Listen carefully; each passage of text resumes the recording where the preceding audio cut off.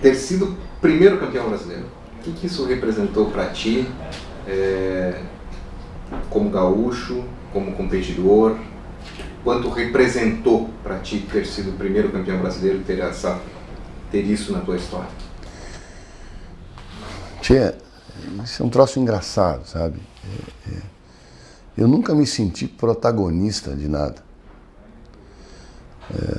Quem era o Jorge nos ralis?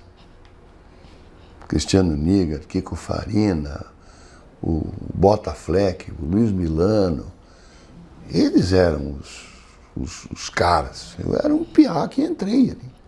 10, 9, 8, 7, 6, 5, 4, 3, 2, 1, vai!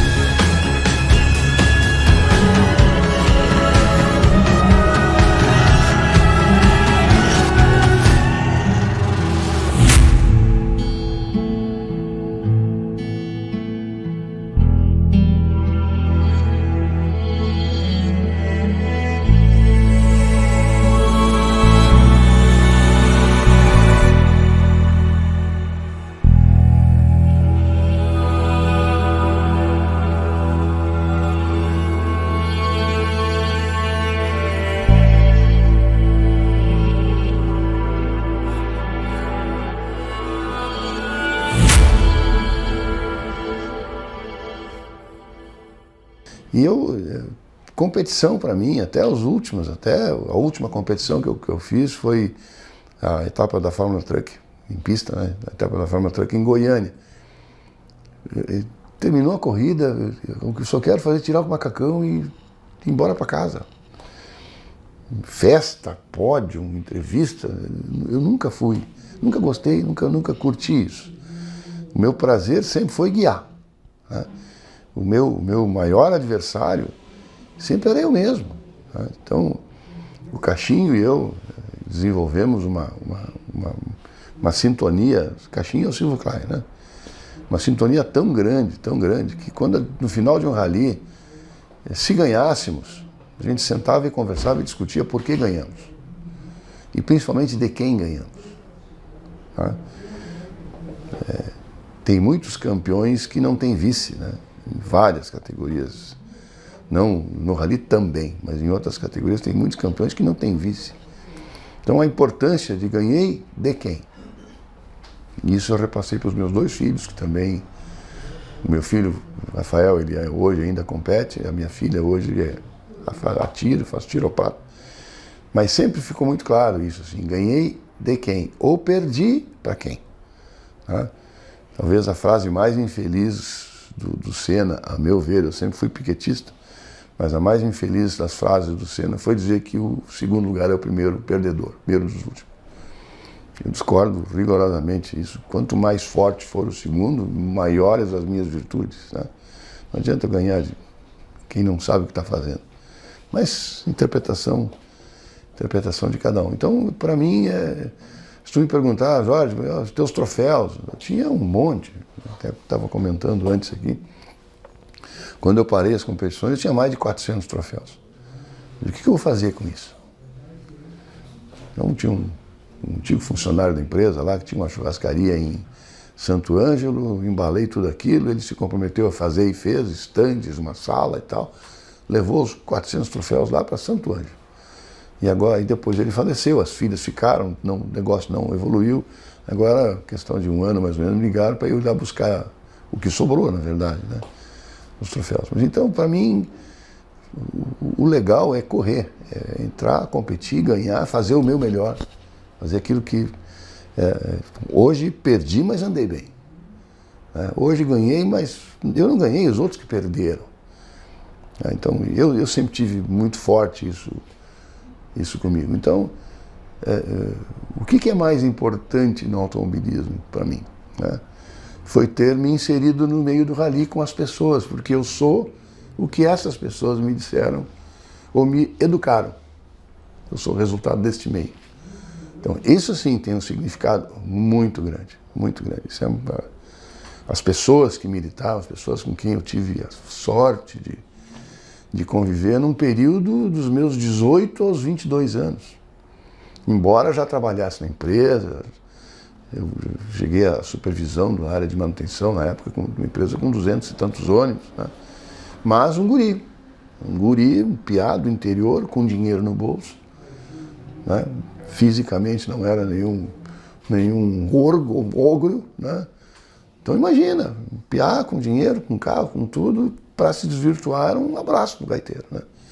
E essas pessoas todas sempre souberam, sempre me acolheram, me adotaram. Então o esporte, o automobilismo para mim tem fundamentalmente esse significado. O resto foram corridas, algumas ganhei, outras perdi, bem assim.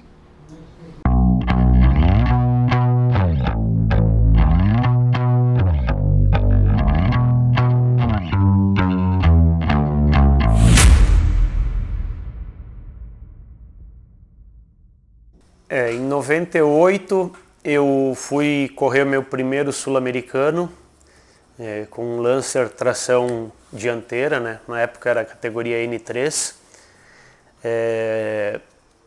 Eu ia nesse esquema aí, caminhonete do meu pai, reboque, o Lancer em cima, ia eu, meu pai, meu navegador na época ele ia de avião, né? O Nilo.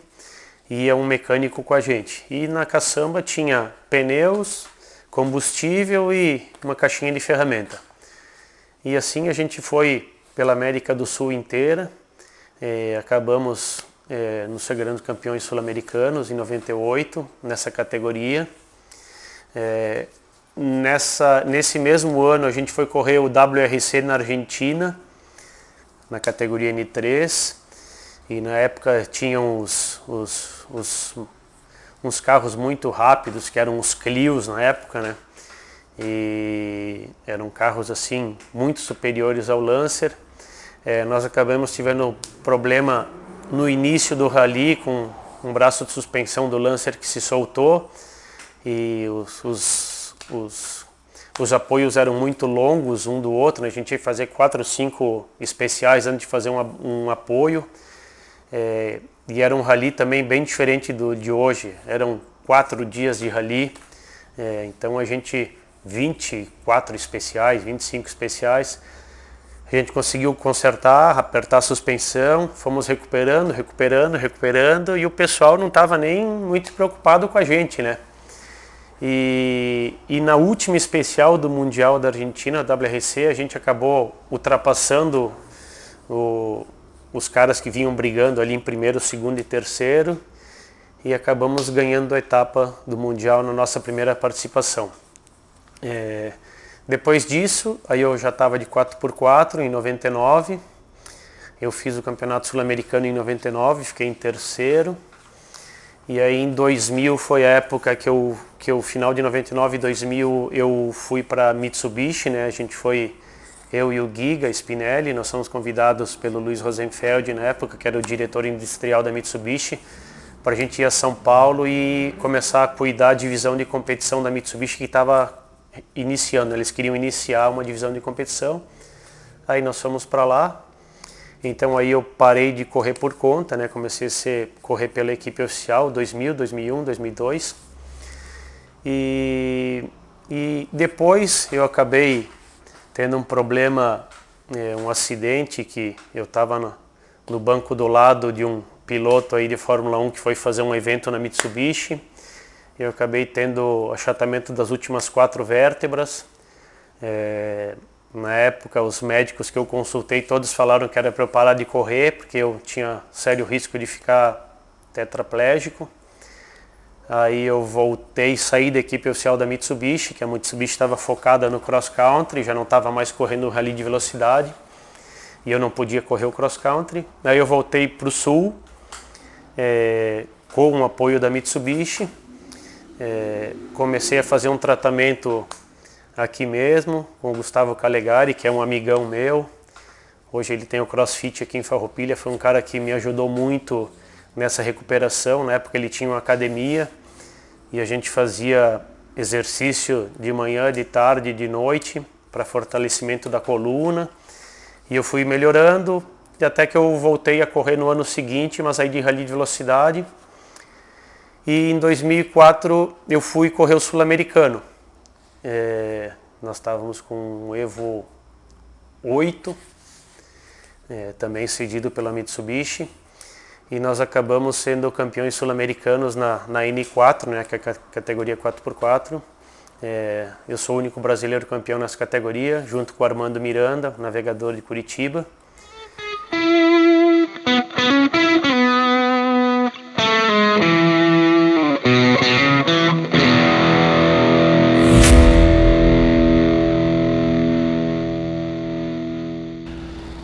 Olha, eu acho que a nossa geração ali foi uma geração realmente bem forte, né? O esporte, na verdade, ele estava em plena ascensão, então isso também fomenta bastante os jovens, né, a estar participando.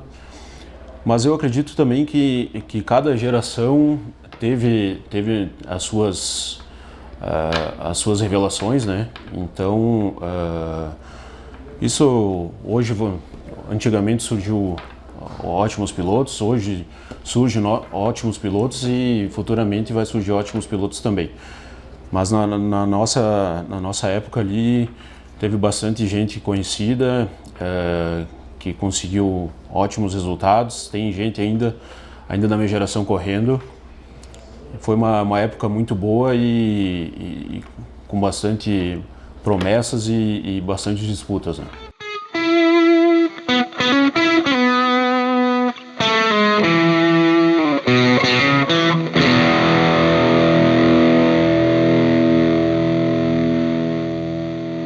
Estava tentando lembrar, eu acho que eu já ganhei brasileiro 2, mas Campeonato Gaúcho eu não sei se é 4 ou é 5. Cheguei a andar. Em 2012 eu fui campeão brasileiro de DA6. Foi um ano que eu fui campeão sul-americano e campeão brasileiro foi de DA6 em 2012.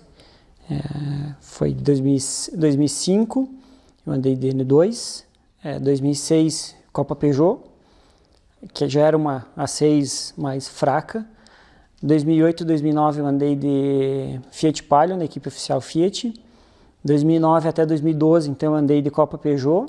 E 2012 eu fiz também o Campeonato Brasileiro e Sul-Americano de Rally. Então, 2011. 2011 eu fui campeão brasileiro de Rally, campeão sul-americano. 2012 eu fui campeão na Copa Peugeot de Rally. Em 2005 a gente fez poucos rallies, na verdade, a gente estava aprendendo. E eu fiz 2 provas do Campeonato Brasileiro de Rally, que foi uma prova em Itajaí, que eu andei bem, assim, eu terminei numa boa colocação, na época contra Reinaldo Varela, o Jean Azevedo, o Eduardo lá de Minas Gerais, que era também oficial Fiat, então eu consegui ficar entre eles, andei junto com eles em segundo lugar. Depois a gente foi para Cascavel no final do ano de 2005 ali também, e eu fiquei tirei um vice-campeão da etapa lá na N2. Então em 2005 eu fiz um ano muito bom de rally. Em 2006 então a gente foi para a Copa Peugeot, e eu sempre fui um piloto muito regular, muito de terminar as provas, sempre mais rápido possível, mas o meu objetivo sempre foi terminar o rally, que eu sempre pensei da seguinte forma: eu só vou ganhar alguma coisa se eu terminar. Não adianta eu ganhar parte do rally, eu tenho que ganhar todo o rally. Então, acho que isso, na época, o Luiz Tedesco viu que eu era uma pessoa muito focada, muito direcionada, e aí ele me chamou para andar junto em 2007, e a gente já conseguiu no primeiro ano ser campeão brasileiro de rally, que foi uma disputa com o Ulisses Bertoldo, com o Marlon Queires, com o Eduardo de Belo Horizonte. Foi umas disputas muito boas, e a gente conseguiu se sagrar campeão. E aí foi o último ano de Copa Peugeot no Brasil, né? A Peugeot encerrou esse campeonato monomarca, que era um campeonato de sucesso, um campeonato extremamente competitivo, extremamente bem organizado, seguro, era muito gostoso de andar. E aí em 2013 a gente tinha que fazer um investimento, né? ou a gente fazia o nosso carro 4x2 transformar para competir no Campeonato Brasileiro, ou então a gente dava um passo e ia andar de 4x4. E aí a gente decidiu andar de 4x4. O primeiro ano foi um ano bem difícil para nós, a gente teve uma dificuldade de adaptação, teve uma dificuldade de entender o carro e de conseguir ser agressivo o suficiente com o carro para não quebrar, para ter uma boa velocidade durante o rally. Esquerda 2 corta, abre 50, para a esquerda 2 menos, alto 30. Direita 2 menos, vira 1. 150. Esquerda 4 corta, direita 4 longa.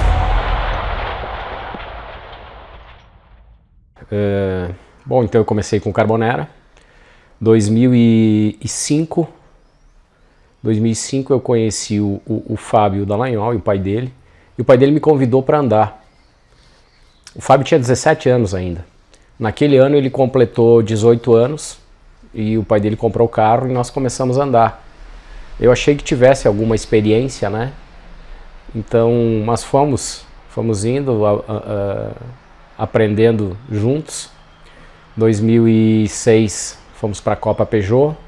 2007 o Fábio foi convidado para correr pela Fiat e acabei indo na carona desse convite. 2007 mesmo nos sagramos campeões brasileiros. E daí 2012 o Ulisses me fez o convite, na verdade 2011. Diz ele, olha, quem sabe a gente anda, tipo, quem dera, né? E 2012 isso se concretizou e de lá para cá andei praticamente só com ele, alguma prova com algum outro piloto, né? Então não tive muitos pilotos, fora mas sempre tive a honra, o prazer de andar com grandes pilotos. Então começou com o Carbonera, depois o Dallagnol e depois o Ulisses, né? Nesse meio tempo andei talvez com outros 3 ou 4 pilotos, né? Mas sempre bem acompanhado. Tudo que eu ganhei, os méritos foram dos meus pilotos, que foram referências até hoje para os campeonatos. Como títulos, o primeiro título brasileiro foi 2007, com o Fábio. Depois foi com Ulisses. Foram outros 5 títulos nacionais, né? 6 títulos nacionais, perdão, com Ulisses e um com o Fábio. Campeonatos gaúchos eu confesso que eu não sei dizer quantos, mas acredito que estejam por aí também, porque alguns campeonatos, como no caso esse ano, a gente não optou por não correr o campeonato gaúcho e somente o brasileiro. Mas totalmente realizado com tudo o que eu conquistei, o que me proporcionaram, porque eu jamais imaginei, nunca sonhei em ganhar campeonato algum, nunca imaginei, eu fui me divertir, eu fui brincar, e isso é uma coisa que veio automática. Não é que depois que eu estou lá dentro, é lógico que eu quero ganhar, eu não vou lá para brincar, mas jamais almejei qualquer coisa. E dentro disso foram 3 capacetes de ouro, né? Disse o Oscar do automobilismo brasileiro, compartilhando o mesmo espaço com as grandes feras do país, grandes nomes do passado, do presente, mesmo do futuro, os moleques lá do kart também, com 6, 7, 8 anos, né? Então isso é inigualável, é incomparável, não tem preço. Isso eu agradeço imensamente, e a todo momento que eu me encontro eu agradeço esse presente que esses pilotos me deram. Olha, a gente ser campeão no Brasil, no Rally Velocidade, com todas as dificuldades, sempre foi um sonho, né? E a gente foi conseguindo obter, evoluir, aprender né, com muita dificuldade, mas com muita dedicação, muito esforço, assim. E para nós ter sido campeão brasileiro, né, na categoria principal do rally, sempre é um orgulho, porque demonstra que a gente foi capaz, que a gente teve mérito para ser, né?